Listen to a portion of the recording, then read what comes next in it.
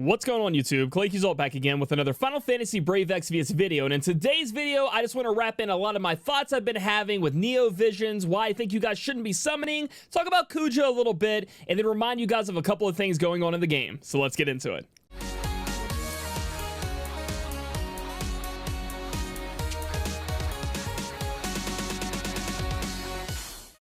Alright guys, so we have a ton to talk about today, but I wanted to start off with my semi-little medium banner review for the Final Fantasy IX units. Now, I know I'm not doing a full-fledged video for them, but I did want to talk about them here a bit in this video where I kind of cover where my thoughts are with the game right now in a whole. So, first and foremost, Kuja is an absolute beast. This guy is literally the extremely powerful mage-type unit that is even more powerful than Dark Bahamut Fina, and that you can tell that Global is rushing out these units. It's a power creep every other week, but this guy right here literally does so much damage and is easy to use in my opinion and chain with that he surpasses, or at least I wouldn't say surpass, I guess, can keep on par with some of these Neo Vision units that comes out. So he's definitely very much worth it, right? Like the fact, I think he has a great animation, I think he has a great LB, his art looks great, but hear me out. I know everything I just said is great about him, right? He has great aspects to his entire kit. Now, Garland, not really worth it in my opinion for any aspect of him. So you're kind of going, you know, you have to get Kuja or bust. But I will say this. Unless in your room right now, check. Do you have a Kuja poster? You got a Kuja statue? Do you have a Kuja tattoo? Did you name your kid Kuja? If none of those apply to you, it's going to be a skip for me, guys. I'm telling you this because if we follow everything I talk about when it comes to Neo Visions here in a minute, is going to be talking about what JP did. So, obviously, Global, different game. We didn't get the Fest summons that we had before, right? Or at least JP got, right?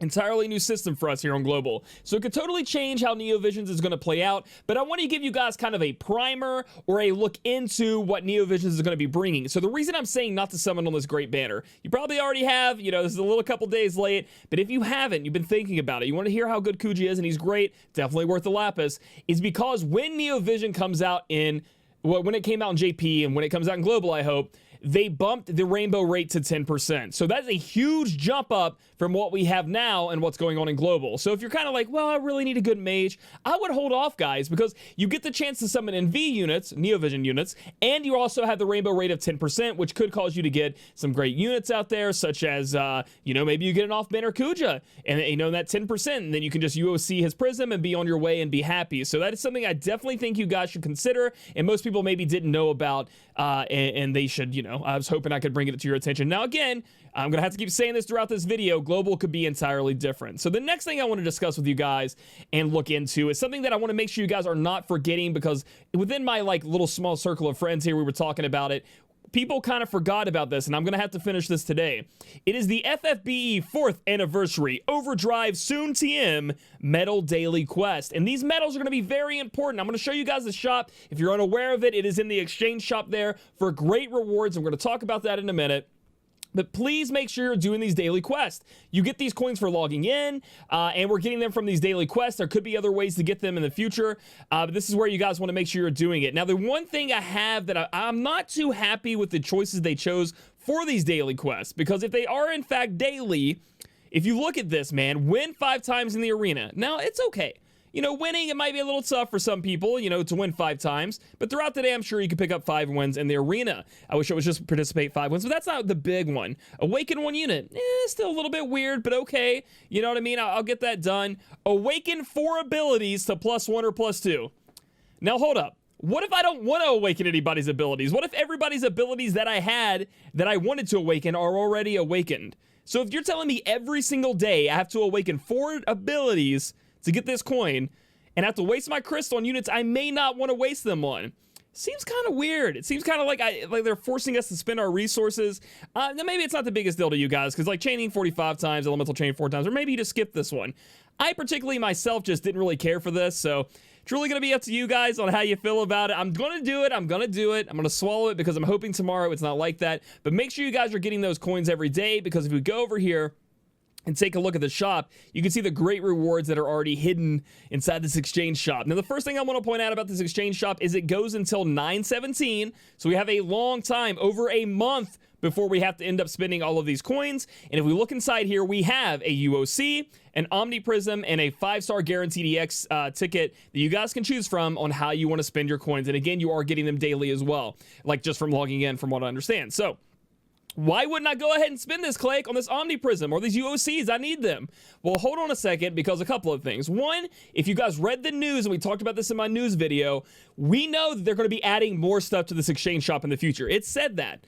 What could it be? Possibly Neovision stuff. Possibly some stuff you need to awaken Neovision units. So I'd be very, very careful about spending this stuff, because from what we understand, we see a YouTube-like scheduled stream for August 16th. Okay, August 16th is when you can go ahead and subscribe to the official FFBE YouTube page. That's where you're going to be able to see it. And I think after that announcement, we may see what may also go into the shop. So, you know, if you want to spend and splurge out and have fun, go ahead. That's what the anniversary is about. But, you know, for most people, I'd say if you could hold your horses a little bit, be a little bit more tight with your coins here. There may be some stuff in there you may want to spend it on. Or if you wait long enough, you can just spend it on this stuff still. This should still be in the shop. They didn't mention anything disappearing. So, and as far as that stream is concerned, I will be co-streaming it, essentially, or restreaming, I guess is the way to put it. You know, some streamers will, we've done it before, we'll watch E3 together. I'm going to be having the stream on the background while I'm there with you guys in my Twitch chat, and we can talk about it. And I promise to try to do my best to make sure the volume's good, the stream doesn't delay, so I don't ruin your experiences, and I'll try to keep quiet when I need to, when they're talking about the important stuff, and I'll read your comments and we can talk about the stream together. So I'd love to have you there. And remember that I think it's going to be August 16th, as long as they don't change the date. So that's pretty much what I wanted to cover about the current things going on in the game in terms of, you know, the coins and the anniversary and stuff like that. Now, the next thing I want to talk about, and I'm going to be bringing up an image here that you guys can see, and this is going to be a little Neovision's unit awakening guide that I found on Reddit. And I want to thank Furkula. I think it was Furkula that posted this. That's what it shows in the bottom right, or at least made the image that you're looking at here. And again, everything we talk about is from JP. It could change for global. But as you can see in this chart, I will be linking it down below. And again, I'm going to say it 2 more times. Thank you for Kula, and thank you guys for posting this on Reddit. This is not my work, but I appreciate you guys. So you can see that we have new unit laid out and old units laid out on how this Neovision's awakening is going to happen. And as you can see, if you pull a new unit with, I do believe it was 1% chance when Neovision first came out, and eventually became 3% on JP. So that's something to look forward to as well. You automatically have them at their Neovision state. You will, however, need to use 50 of a unit's shards, and then one of this prism looking thing you see here, these orbs, these awakening materials, those are going to be obtainable via, like, and I'm going to go over all this again when it comes out in global to make sure I can show you guys in terms, but I just want you guys prepared for what's coming, because it has to be coming soon. You guys are going to be able to get those in events. You're going to be able to buy them from coin exchange shops like we just showed, or currency exchange shops, along with daily logins and bonuses, stuff like that. And you're going to need 50 of his shards. And as you can see, the way you get those shards is you either trade in a unit. So if you pull another cloud, you can trade them in for 50 and that awakening stone or awakening orb, or you can actually buy these shards for Lapis from the exchange shop for the Neovisions. And as you awaken a unit, the first awakening of a unit unlocks their Brave Shift. And that's that cool thing where the unit transforms into an entirely different unit. They look different. You can do that in the middle of battle. They have an entire new set of abilities. So it's like having 2 units in one, which makes it great. The next 2 that happen, okay, the next 2 changes, you can see that it really goes up and amps up on those shards you need, are mostly just bonus stats up. You can see that if you get it to the +2 breaking point, so you've awakened it again, that you get a unit-specific 100% STMR Moogle to get the STMR from your unit. And if you +3 it, you're going to get a unit-specific vision card. If you guys didn't know what vision cards are going to be a new equipment slot that each unit will have, and it's just like putting on an armor or a helm, but it's going to be a vision card slot. Upon pulling a Neovision unit, you are given one randomly from the pool of, this is just in JP, so you pull a unit, and you get Cloud, yay! You also get a vision card. Could be anything. Could be a really good one, could be a really bad one, but each unit will have a specific one, and you get that at the +3. So overall, for just the new units that we're talking about right here, right, you really always want a unit to at least be awakened once, so you can get that Brave Shift and unlock everything about the unit. After that comes the good stuff. Now, moving on to old units. There'll be a ton of new Neovision units. There's Cloud, you know, Veritas of the Dark, Rain, you know, and they'll continue as the game goes on, of new Neovision units. But they also take old units and kind of amp them up and allow them to be Neovision as well. And on the first batch, it was Cloud as the new Neovision unit, and then Tifa and Red 13 were transformed into old units that turned to Neovision units. To make an old unit a NeoVision unit, you'll need 4 of that unit. So you need an STMR out unit. Then you need to exchange 1 extra of that unit. So 5 total into 25 shards and 1 of those little orbs, as you can see at the bottom here of the old units. And you can transform them into their NeoVision form. So that's going to be very, very important here. You're going to get drive abilities, as you can see, bonus-based stats to unlock the Brave Shift. So now you've made a NeoVision unit. Just like with Clouds, you're going to need 50 of those shards, and then you're going to be able to go to the Brave Shift, and that's going to unlock that special form where Tifa transforms. And let me tell you, when Tifa transforms, she's an LB damage monster. Pretty much still the best damage dealer, in my opinion, when it comes to NeoVision units, even in JP. So you're going to need a lot of copies of old units, as you can see, just to get them up to their NeoVision and break form. In JP, when NeoVision came out, guys, they got given enough of Tifa to make a NeoVision form. So, like, you can check your Tifas now to see how many you have, and we'll see what Global does, but they should be applying that to us as well, giving us a free NeoVision Tifa to help us out. The last thing, I know I've been talking a lot here, probably you guys are falling asleep. The last thing I want to cover here is something very important. If you look at the bottom where it says unit trade-in, and this is for the old units, look at Tifa.